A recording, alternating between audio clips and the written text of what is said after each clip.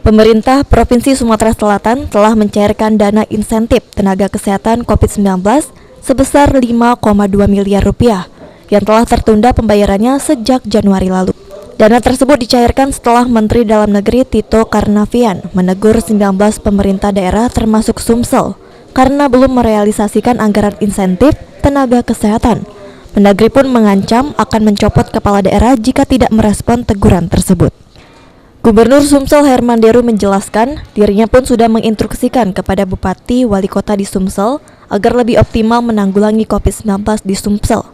Dirinya juga mendorong kepala daerah untuk cepat melakukan refocusing anggaran apabila terjadi lonjakan kasus COVID-19 di daerahnya masing-masing. Insentif ini Pak?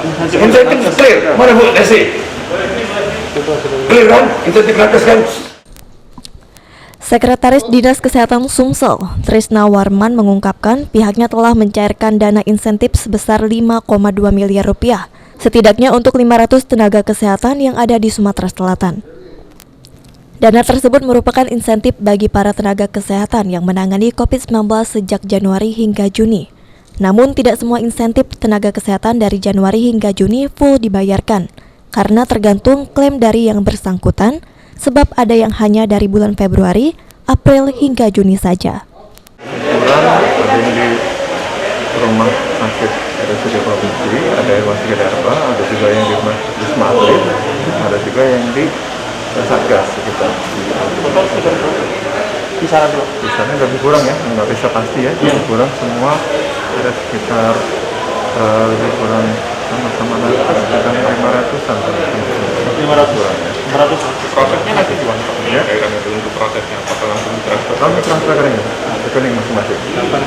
Yang mungkin sore ini ada keluar. Kendalanya kemarin kenapa Pak? Kendala yang mana? Untuk pencairan kemarin nakes ini Pak? Itu kan ada beberapa perubahan dari aturan.